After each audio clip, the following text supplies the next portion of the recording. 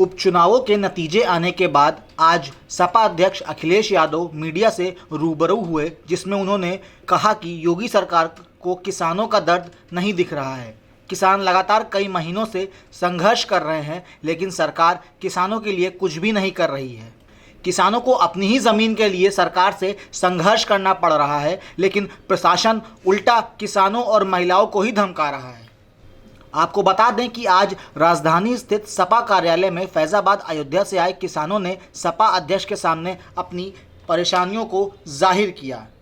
किसानों ने कहा कि हम कई महीनों से लगातार परेशान किए जा रहे हैं, ज़मीन को लेकर हम पर दबाव बनाया जा रहा है, रिश्तेदारों को पुलिस परेशान कर रही है, हमारा रहना दुश्वार हो गया है, सरकार की तरफ से हमें सही मुआवजा भी नहीं दिया जा रहा है, हमारे घरों में सन्नाटा है और योगी जी अयोध्या में दीप उत्सव मना रहे हैं। अब आप ही बताइए, क्या हमारे पास आत्मदाह करने के अलावा कोई और रास्ता है? किसानों की समस्या सुनने के बाद सपा अध्यक्ष अखिलेश यादव ने किसानों को सहानुभूति प्रकट की और कहा कि लगातार समाजवादी पार्टी किसानों के लिए काम कर रही है और किसानों की जो समस्याएं हैं उसके निस्तारण के लिए हम हमेशा तत्पर रहेंगे। साथ ही साथ अखिलेश यादव ने उपचुनाव में नतीजों को लेकर भी अपनी प्रतिक्रिया स्पष्ट की और साफ तौर पर कहा कि जिस तरीके से मल्हनी सीट पर समाजवादी पार्टी के उम्मीदवार को जीत मिली वो काफ़ी काबिले तारीफ है। और उस समय जिन जिन गांवों की जमीन जा रही थी उनके लोगों से उन लोगों से बातचीत करके कि आप क्या चाहते हैं, उन्होंने जो जो चीजें बताई थी, जिसकी जमीन आबादी की जा रही थी या कुछ बना था, कहीं झोपड़ा पड़ा था या और कोई चीज बना ली थी किसान ने, समाजवादी सरकार ने एक एक का मुआवजा दिया और दिल खोल के मुआवजा दिया।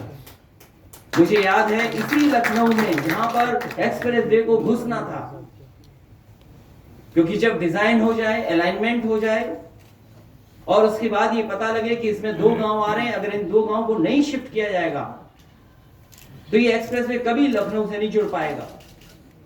मैंने उस समय के अधिकारी को भेजा गांव में, पहले अधिकारी को भेजा, फिर डीएम को भेजा और मैंने कहा गांव वालों से पूछ करके आइए कि आप क्या चाहते हो अगर आपका गांव इसमें पूरा का पूरा ले लिया जाए। पहले दुखी हुए, लेकिन जब उन्होंने कहा कि हम तभी देंगे ये जमीन जब हमारी ये मांगे पूरी हो जाएं, वो जब मांगे मेरे सामने आई तो मैंने अधिकारी ये कहने लगे कि ये मांगे जायज नहीं हैं, ये मांगे पूरी नहीं की जा सकती हैं। मैंने कहा सरकार के सामने कोई ऐसी मांग नहीं है जो पूरी न किया जा सके, और पूरी उनकी मांगे मैंने मांगी और उसका परिणाम ये हुआ कि वो गांव हट गए, गांव वाले अपने आप रास्ता छोड़ दिया एक्सप्रेसवे के लिए। और आज भी अगर कोई जाकर के देखना चाहे, उस एक्सप्रेसवे को बनाने के लिए इस लखनऊ के शहर के इसी सर्किल रेट के तहत हमने 2 गांव को शिफ्ट किया और उनको आज भी खुशहाली के रास्ते पे ले जाने का काम किया। मान लीजिए कल को वो एयरपोर्ट प्राइवेट हो जाएगा, तब कौन मुनाफा कमाएगा?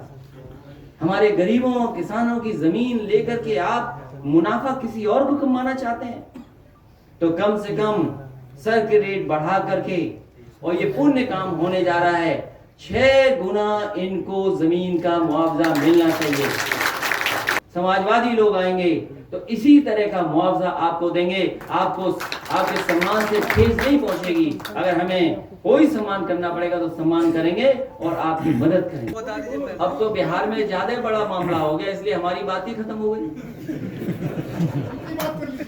अब हम तो आपसे जानना चाहते हैं कि दिन रात हम लोग देखते रहे।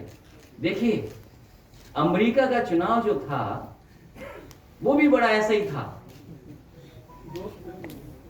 अमेरिका का जो चुनाव था वो ऐसा ही था कि पता नहीं क्या होगा, रिजल्ट क्या होगा, लेकिन उससे ज्यादा नेल बाइटिंग जो कहते हैं ना, कि मतलब क्या सोचे क्या हो जाएगा।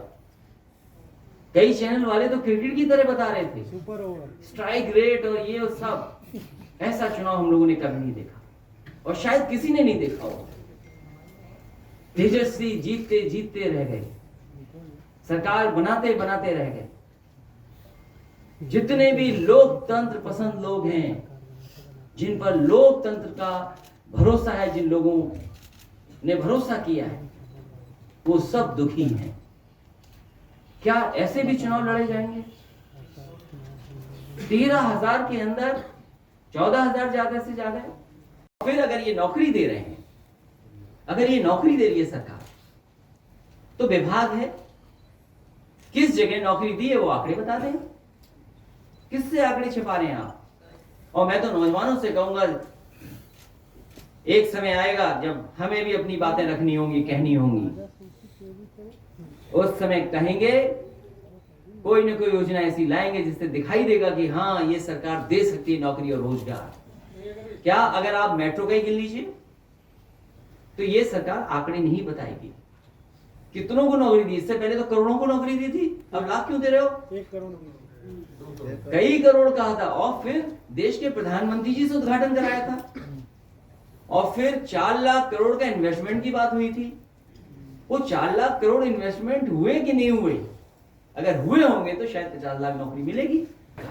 और मैं तो कहूंगा आपसे कि आप समाजवादियों का काम देखिए, क्या एक्सप्रेसवे ऐसा बना पाए? आप उनसे सवाल कीजिए कि आपने ये कहा कि दिवाली पर एक्सप्रेसवे खोल दिया जाएगा। हमें तो कभी कभी ये लगता है कि हम लोग सरकार से बाहर आ गए हैं, ठेका किसी और को दे आए हैं बनाने का। ठेकेदार गड़बड़ कर रहा है। कोई भी सरकार के खिलाफ अगर बोल देगा तो उसमें बुलडोजर चला देगी सरकार। आपको यह कहना चाहिए कि आपके ही साथी जेल चले गए। जब देश में यह बहस हुई कि आखिरकार कितने पत्रकार जेल में गए, एक जेल में नहीं गए, एक तो टीवी पे देखा हमने। अब छूट कैसे आए ये तो सुप्रीम कोर्ट जानते हैं, हम तो नहीं जानते इस बातें।